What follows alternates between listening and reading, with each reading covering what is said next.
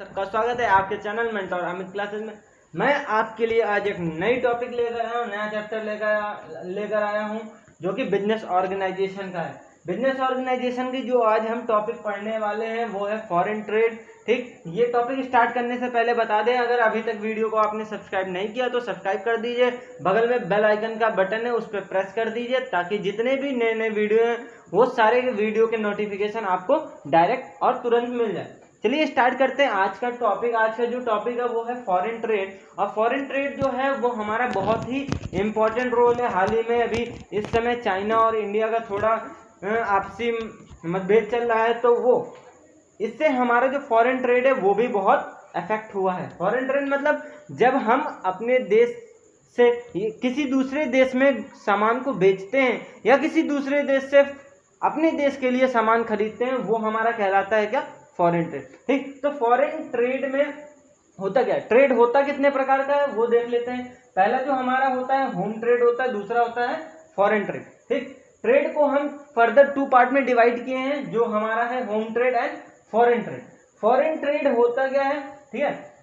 Foreign trade में अभी यहाँ हम पढ़ेंगे एक्सपोर्ट, इंपोर्ट और इंटरपोर्ट। ठीक, और होम ट्रेड में पढ़ेंगे इनलैंड ट्रेड, होलसेल ट्रेड और रिटेल ट्रेड। ठीक, तो होम ट्रेड सबसे पहले जान लेते हैं होम ट्रेड होता क्या है। ठीक है, होम ट्रेड मतलब इनलैंड ट्रेड। इनलैंड ट्रेड क्या कहता है, जब हम कोई भी प्रोडक्शन, किसी भी गुड्स का प्रोडक्शन अपने देश के बाउंड्री के अंदर कर रहे हैं, अब वो गुड्स का जो सेल है, वो जो ट्रेडिंग कर रहे हैं, वो ट्रेडिंग हमारे कंट्री के अंदर ही हो रही है, तो वो हमारा कहलाता है क्या, इनलैंड ट्रेड। ठीक, उसके अंदर आता है होलसेल ट्रेड। होलसेल ट्रेड क्या होता है, जो भी हम गुड्स एंड सर्विसेज का प्रोडक्शन कर रहे हैं, वो गुड्स एंड सर्विसेज का प्रोडक्शन बल्क अमाउंट में करके और होलसेलर को बेचा जा रहा है। ठीक, दूसरा है रिटेल, जब हम अपने गुड्स एंड सर्विसेज को स्मॉल क्वांटिटी में कंज्यूमर को बेचते हैं। ठीक, तो वो कंज्यूमर को बेचते हैं। अब वो कंज्यूमर को बेचता कौन है, एक रिटेलर बेचता है, एक छोटा दुकानदार बेचता है। ठीक, तो उसी टर्म्स को, उसी टॉपिक को, उसी छोटे से सेल एंड परचेज को हम कहते हैं क्या, रिटेल ट्रेडिंग। ठीक, ये हो गया हमारा होम ट्रेड का फर्दर 3 पार्ट में। ट्रेड आते हैं फॉरेन ट्रेड में। पहला आता है हमारा एक्सपोर्ट। एक्सपोर्ट क्या होता है, जब भी हम अपने कंट्री में गुड्स का प्रोडक्शन कर रहे हैं, वो गुड्स किसी और दूसरे कंट्री को बेच रहे हैं, ठीक, वहां के बिजनेसमैन को बेच दे रहे हैं, तो वो हमारा कहलाता है क्या, एक्सपोर्ट। जब अपनी कंट्री से कोई भी गुड्स किसी फॉरेन कंट्री में हम बेचते हैं, तो वो हमारा कहलाता है एक्सपोर्ट। और दूसरा कहलाता है इंपोर्ट। इंपोर्ट क्या होता है, जब हम किसी भी फॉरेन कंट्री में प्रोड्यूस गुड्स को हम अपने कंट्री में परचेज करके मंगाते हैं, तो वो हमारा कहलाता है क्या, इंपोर्ट, जिसको हम कहते हैं परचेज। ठीक, नेक्स्ट जो है इंटरपोर्ट। इंटरपोर्ट जो है ये दोनों का मिश्रण है, दोनों का कॉम्बिनेशन है। कैसे, हम किसी और देश से गुड्स खरीदे, वो गुड्स को हम किसी और देश को, अनदर कंट्री को बेच दिए। ठीक, जैसे हमने अमेरिका से कोई फोन खरीदा, ठीक, उस फोन को क्या किया, हमने दूसरे कंट्री को बेच दिया। ठीक, नेपाल को एक्सपोर्ट कर दिया या भूटान को एक्सपोर्ट कर दिया। ठीक, मतलब दूसरे कंट्री को बेच दिया, तो वो हमारा कहलाता है इंटरपोर्ट। मतलब हम किसी और कंट्री से प्रोडक्ट को खरीद रहे हैं, इंपोर्ट कर रहे हैं, और उस प्रोडक्ट को किसी और कंट्री को हम एक्सपोर्ट कर दे रहे हैं, वो हमारा कहलाता है इंटरपोर्ट। नेक्स्ट जो इस चैप्टर में हमको टॉपिक पढ़ना है, वो टॉपिक है हमारा difference between home trade and foreign trade. Next topic है advantage and disadvantage of foreign trade. Next topic है middle man and intermediates of foreign trade. ठीक, ये टॉपिक है हमारा इस चैप्टर का। तो पहला स्टार्ट करते हैं difference between home trade and foreign trade. ठीक, तो डिफरेंस क्या है, पहला जो डिफरेंस है वो मीनिंग। होम ट्रेड क्या होता है, the trade within the boundary of a country. ठीक, तो ये हमारा जो पहले जो हमारा डिफरेंस आएगा वो क्या है, मीनिंग। मीनिंग क्या है, मीनिंग में हम क्या लिखेंगे, ये बता सकते हैं कि trade within the boundary of a country is known as home trade. और फॉरेन ट्रेड क्या होता है, the trade within one country to another country is known as foreign trade. Next scope. Scope क्या है, home trade का जो scope है वो हमारा नैरो है, और जो फॉरेन ट्रेड का स्कोप है वो हमारा वाइड है। ठीक, और जो टर्नओवर होता है हमारा होम ट्रेड का, वो फॉरेन ट्रेड से कम हो सकता है, ज्यादा भी हो सकता है, वो डिपेंड करता है कंट्री के प्रोडक्शन लेवल पे। ठीक, नेक्स्ट जो हमारा जो टॉपिक है वो है एडवांटेज और and disadvantage of foreign trade. Advantage क्या है, बेसिकली ये 3 नंबर में पूछा जाता है क्वेश्चन, इसलिए मैंने 3 पॉइंट बताए हैं, आप और भी ऐड कर सकते हो। एडवांटेज क्या है फॉरेन ट्रेड का? पहला, availability of large varieties of goods. Large varieties of goods का मतलब क्या है, हमारे पास जो कंपटीशन बढ़ता है, कंपटीशन मतलब अगर कोई भी एक स्मार्टफोन आ रहा है तो बहुत सारी कंपनीज होंगी जो स्मार्टफोन प्रोड्यूस कर रही हैं, तो इसलिए क्या है, अगर इंपोर्ट हम फॉरेन ट्रेड करते हैं तो फॉरेन ट्रेड में हमारे availabilities of goods and goods क्या होती हैं, ज़्यादा, वेराइटीज ऑफ गुड्स हमारे पास ज़्यादा होता है, ठीक है। तो इसलिए कह सकते हैं ये हमारा एक एडवांटेज है। क्या है, हमारे पास चॉइस है कि जिस हिसाब से हम अपना इन्वेस्टमेंट कर रहे हैं उस हिसाब से हमको अपना प्रोडक्ट भी चूज करने का ऑप्शन हमको मिलेगा, ठीक है। नेक्स्ट जो है export of surplus product. Export of surplus product का मतलब क्या है कि जैसे जो भी हम प्रोडक्ट दूसरे कंट्री से मंगा रहे हैं या दूसरे कंट्री से हमने इंपोर्ट किया, अगर वो प्रोडक्ट हमारे पास बच गया, वो प्रोडक्ट हमारे पास बिका नहीं, तो मैं क्या कर सकता हूँ, अगर हमारे पास एक्सेस है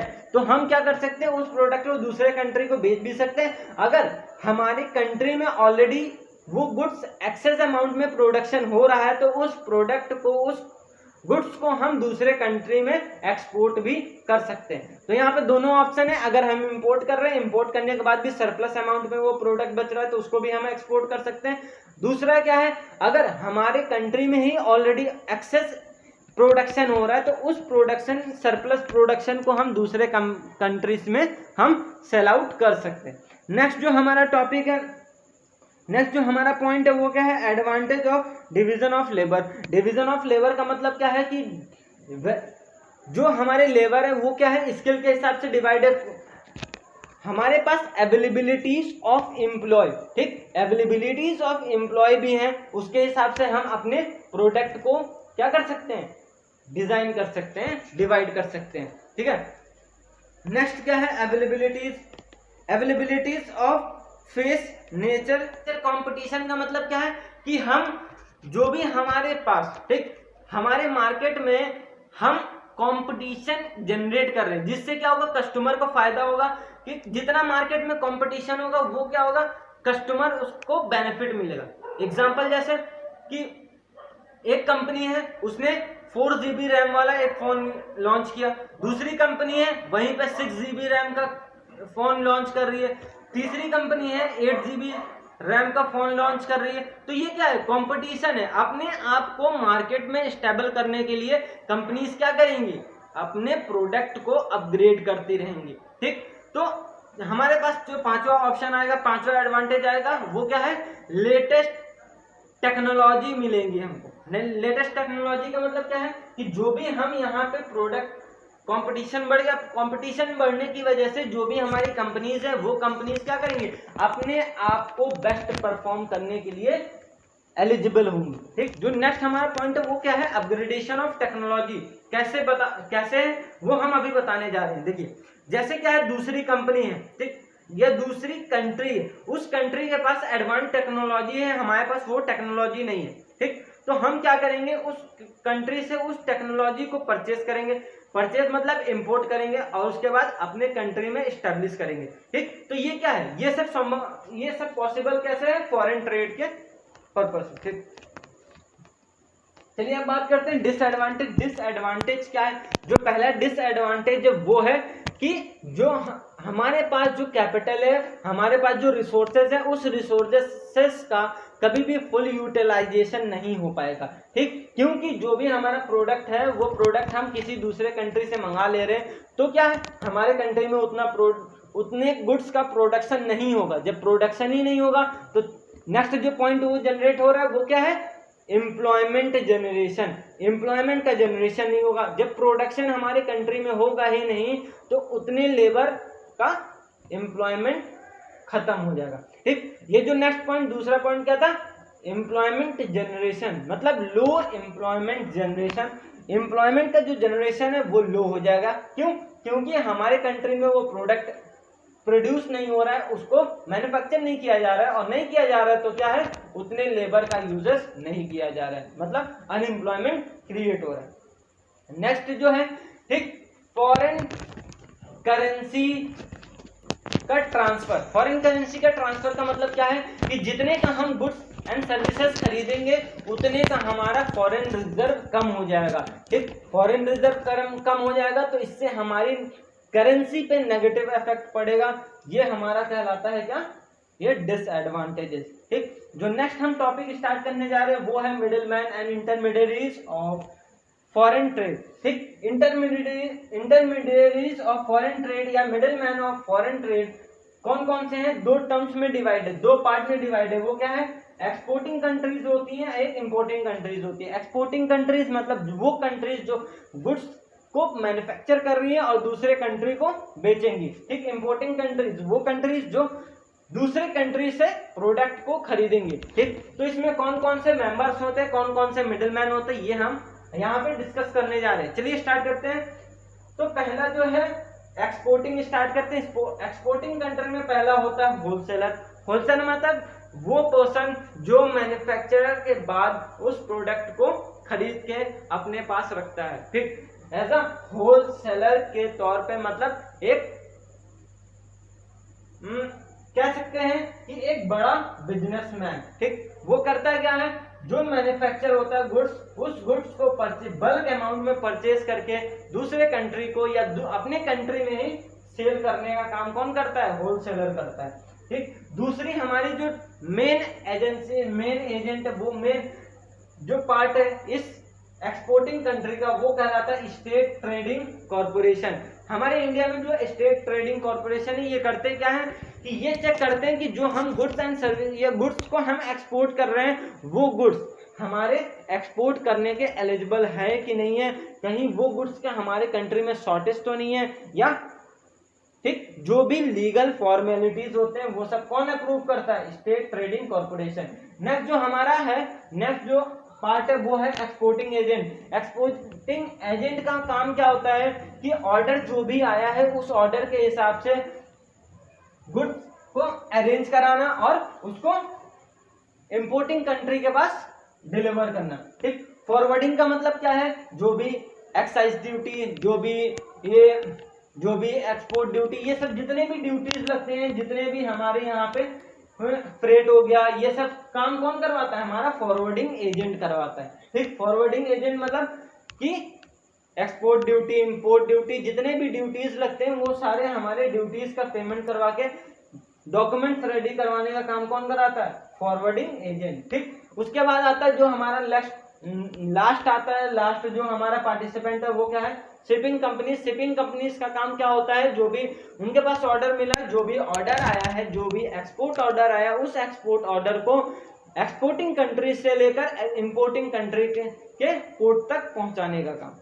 नेक्स्ट जो हमारा है वो हमारा है इंपोर्टिंग कंट्री। इंपोर्टिंग कंट्री में पहला जो होता है इंपोर्टिंग एजेंट। इंपोर्टिंग एजेंट का काम क्या होता है? ये कांटेक्ट करता है एक्सपोर्टिंग कंट्री से कि हमको इस क्वांटिटी में, इस क्वालिटी का, इस कंपनी का हमको प्रोडक्ट चाहिए। ठीक, ये हमारा इंपोर्टिंग एजेंट का काम होता है। ठीक, नेक्स्ट जो होता है क्लियरिंग एजेंट। क्लियरिंग एजेंट का मतलब होता है कि जो भी यहाँ पे ऑर्डर आ गया, यहाँ अगर यहाँ से जैसे एक्सपोर्टिंग एजेंट ने क्लेरिफाई कर दिया कि आपका प्रोडक्ट मिल जाएगा और इतने का मिलेगा, ये प्राइस पे मिलेगा, तो वो काम क्या है? क्लियरिंग एजेंट क्या करता है कि इस चीज को अप्रूवल दिलाता है कि हाँ ठीक है मैं लेने के लिए तैयार हूँ। नेक्स्ट जो है बाउंडेड वेयरहाउस। जब हमारा एक्सपोर्टिंग कंट्री से इंपोर्टिंग कंट्री तक आ जाता है, इंपोर्टिंग कंट्री के पोर्ट तक आ जाता है, तो वो क्या होता है? वेयर हाउसेज में रखा जाता है। ठीक, वो हमारा कहता है बाउंडेड वेयर हाउस, जो कि गवर्नमेंट का भी हो सकता है, कोई भी प्राइवेट वेयर हाउस हो सकता है। ठीक, नेक्स्ट जो होता है होलसेलर। जब ये हमारा अपने कंट्री में इंपोर्टिंग कंट्री में चला आता है तो इंपोर्टिंग कंट्री क्या करती है? उसको होलसेलर के पास ट्रांसफर करती है, होलसेलर फिर रिटेलर के पास ट्रांसफर करता है, फिर वो प्रोडक्ट कस्टमर के पास अल्टीमेटली पहुंच जाता है। ये इतने मिडिलमैन आते हैं एक एक्सपोर्टिंग कंट्री से लेकर इंपोर्टिंग कंट्री के बीच में, जो भी प्रोडक्ट हमारा ट्रांसफर और मैन्युफैक्चरिंग से लेकर कस्टमर तक आने तक का एक प्रोसीजर है। इतने मिडिलमैन आते हैं। ठीक है, इस वीडियो में इतना ही। अगर वीडियो पसंद है तो आप सब्सक्राइब, लाइक और शेयर जरूर करिएगा। Thank you and have a nice day.